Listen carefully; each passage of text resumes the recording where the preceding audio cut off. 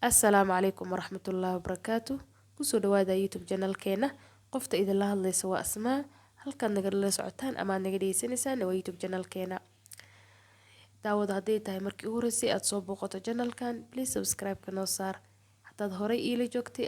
ama aad ka mid ahayd asxaabteydana, like-taa naga ilaawin. Asxaabey sidaa naga wada sugaysaan qisada part 2, qisadii Katrina ee part 2. waxay noo marisay part 1 ee Katrina oo raadinaysa hooyadeed iyo walaalaheed. waxaa dhacday in Katrina wax dadkii ay sheegtay maamadii soo karsatay oo adeerkeed u ka dhintay oo maamadii haysatay ay wax cadeyn ah markii la wacay studio dhexdiisa laga wacay wax cadeyn ah aan sheegin oo tiri Zara hal mar ayaan arkay wax address ahna kama hayo. Liberia wadankaasna waan tagay waana ku noolaa laakiin ma garanayo qoftaas oo hal mar ayaa nolosheeda arkay wax information ah ma hayo inay tiri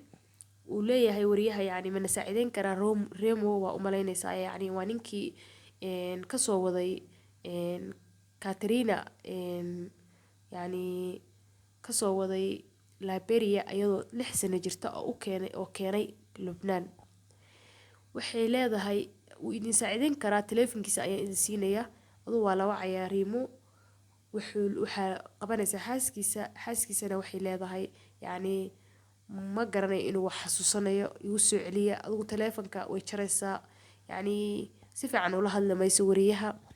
wax cadeyn ah ama wax oo ku caawiya gabadhan Katrina inay familkeeda heshana ma siinayaan.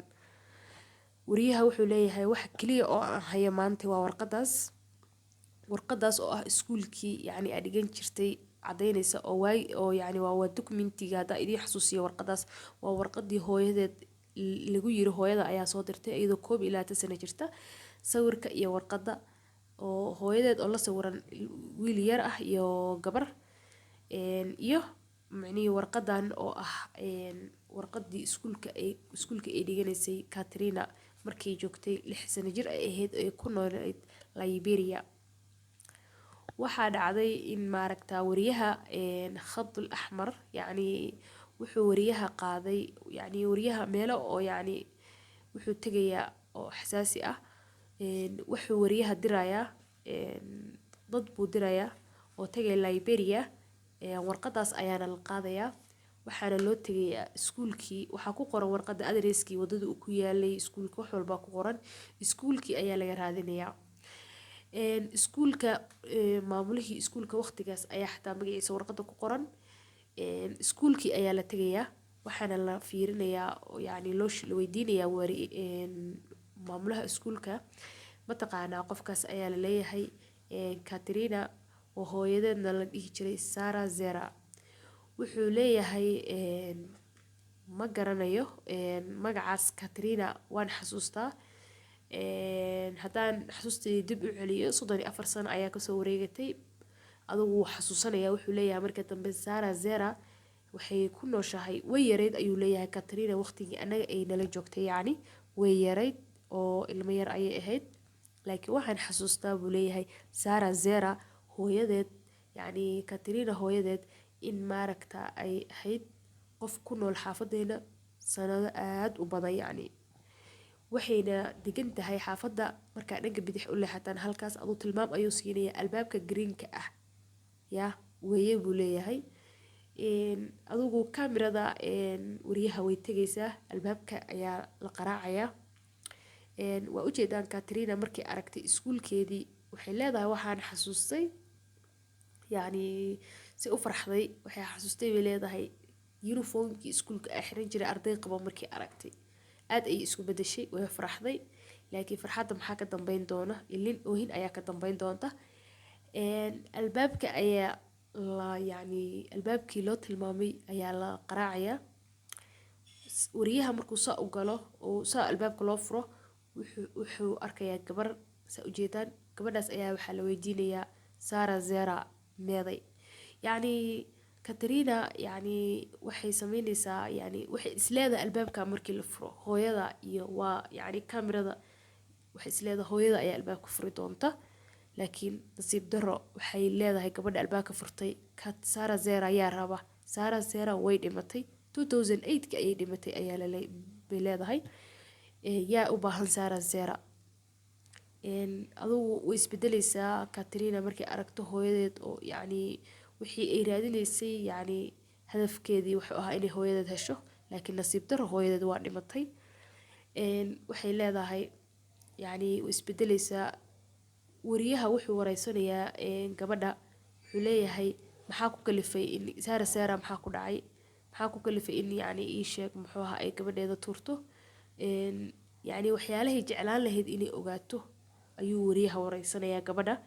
waxay leedahay hooyo Sarah Zera gabadheedu waxay raadinaysay muddo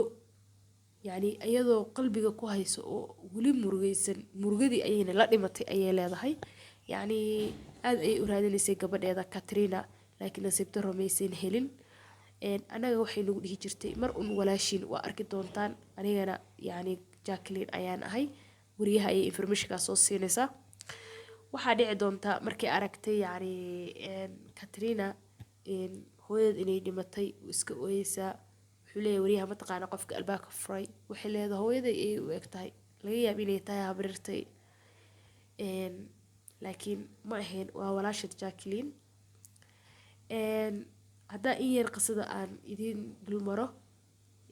maamada Sarah Zera waxay dhashay Katrina oo 40 jir ah oo Lubnaaniyad ah iyo Jacqueline oo ah Liberia u dhalatay Afrikaanad ah iyo Yasmin oo Kuuriyaanad ah saddexdaas gabdhood ayay dhashay maamada waxay haysatay dhalashada Isbaanishka waxayna guursatay saddexdaas nin ayay u dhashay saddexdaa gabdhood adugu stuudiyaha wariyaha wuxuu kulminayaa gabdhaha stuudiyaha Lubnaan waxaa imaanaysa oo meeshii fadhida hadda Katrina walaasheed Jacqueline wuxuu leeyahay ma jeceshahay inaa waxay leedahay yaa waaya gabadhaas ma garanaysa iyada xataa ma jeceshahay buu leeyahay inaa aragtid qofkii albaabka furay haa waata stuudiyaha soo galaysa Jacqueline baa soo gashay stuudiyaha way isku ooynayaan ayadoo Katrina aan garanayn Jacqueline qofta ay tahay wuxuu leeyahay wariyaha yaa tahay buu leeyahay adiga yacni English buu kula hadlayaa yaa tahay adiga waxay leedahay waxaan ahay Jacqueline way ku boodaysaa yes Katrina waxay leedahay walaashay Jacqueline ayaa tahay habrirtay baan ku mooday hooyo waa u eg tahay adugu waxaa dhacaysa in maaragtaa haddana maamada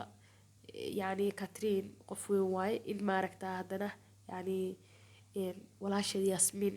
ay maaragtaa wuxuu leeyahay ma jecesha inaa aragtid Yasmin markasta waxay leedahay ma walaashay baa tahay Yasmin mise waxaa tahay habreertay yacni Jacqueline ayaa ahay bay leedahay waxaa leeyahay ma jecesha inaa aragtid walaasha waa Yasmin baa soo galaysa stuudiyaha isku ooynayaan yacni waxay leedahay hooyada ayay u eg tahay Katrina Katrina meeshaas ayay waxay ku arkaysaa yacni walaasheed oo Kuuriyaanad ah oo hooyada dhashay iyo walaasheed Liberia u dhalatay oo hooyada dhashay oo labadaba waxaa saddexdooda waxaa kulminaya dhalashada hooyadood yacni waxaa kulminaya inay tahay hooyadood Sarah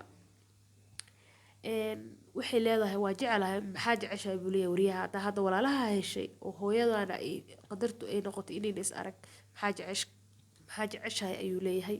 waxay leedahay waxaan jecelahay inaan wadankii aan tago waan ku faraxsanahay inaan walaalo yeesho oo dad ila dhashay inaan yeesho aan arko oo aan hooyaday qabrigeeda tago yacni baan jecelahay bay leedahay ii sheeg Katrina sidaas ayayna maaragtaa Katrina walaalaheed yacni kula kulantay gabdhihii walaalaheed ahaa Jacqueline iyo Yasmin yacni islaantuna Sarah Zera way la dhimatay sirti ahayd in gabadheedu 6 sano jir ah ay u dirto yacni Lubnaan laakiin midda ay raadinaysay Katrina oo ahayd sababta hooyadeed ay u turtay yacni oo ay iska dhaadhicisay hooyada Sarah way ku nacday oo kumaysan rabin oo qof ay doonaysa maad ahayn way ogaatay oo gabadheeda Jacqueline ayaa u sheegtay oo tir hooyada waxaa dilay sarataan waxayna u dhimatay murugo iyadoo iyo walwal badan iyo inay nolosheedaba jeclada inay ku aragto adiga oo ay isu ku arag muddo badanna ay ku raadin jirtay weligeedna ay ku raadinaysay intaasoo sano. Aduu arrintaas waa loo sheegay in maaragta hooyadeed ay raadinaysa iyadoo is raadinaya ay macni saas ku dhimatay hooyadeed. Waxay leedahay Katrina aad ayaan u murugeysanahay, qalbiga ayay iga gubeen, weynina kala fogeeyeen aniga hooyaday. Aad ayaan uga xumahay. Adugu waxay u fududeynayaa wariyaha iyo tiimkiisa waxay u fududeynayaan in maaragta ay hooyadeed booqato wadankii hooyadeed u dhalatay Liberia inay booqato gabadhan miskiinta ee Katrina waxay booqanaysaa oo yacni baasaboor ayuu u dhiibayaa wariyaha iyo fiisihii ay ku gali lahayd Liberia. Waxay aadaysaa markii ugu horeysay oo ay xorowday Katrina wadankii hooyadeed u dhalatay ee Liberia iyo qabrigii hooyadeed ayay tagi doontaa. Saddexdoodii gabdhoodna way israacayaan ayadoo faraxsan waa aragtaan oo joogta aeroportka. Katrina waxay aad ay u faraxsan tahay inay la kulmi doonto yacni wadankii ay tagi doonto hooyadeed u dhalatay iyo qabrigii hooyadeed inay soo booqan doonto. Katrina way tagtay Liberia sida arkaysiin haddana waxay dul taagan tahay waa qabrigii yacni hooyadeed. Waxay leedahay yacni waxa ahayd hooyada adduunka ugu fiican, nasiib darro adoo i raadinayay anoo rafaadsan oo xabsi ku jira yacni inaa had aan is arag nasiib darro. Laakiin haddeer inaan aniga kasoo xoroobay xabsigii oo aan anoo xor ah maanta kusoo noqday Liberia ayay leedahay Katrina. Katrina waxay leedahay waa markii ugu horeysay aan ka xoroobo yacni xabsigii aan ku jiray iyo dhibtii ku jiray 34 sano oo aan qof xor ah noqdo oo safri kara oo yacni suu roobo uu yacni sameyn kara. waxaana ii sahlay ayay leedahay wariyahaas iyo khadka al-axmar yacni tiimkaas ayaa yacni ii saamaxay. Ayagaana wariyaha iyo tiimkiisa ayaa waxay u soo dhameeyeen fiisaha iyo wax walba. Marka ugu dambeyn Katrina waxay wadankeedii ayay joogtaa Liberia oo walaalaheed ayay la joogtaa. Qisada Katrina intaas ayaa kusoo gabagabeynayna asxaabey part 2 inta qisadan qisa la mid ah iskaga imaan doono waxaa idin leeyahay fi amaanillah wassalaamu calaykum waraxmatullaahi wabarakaatuh.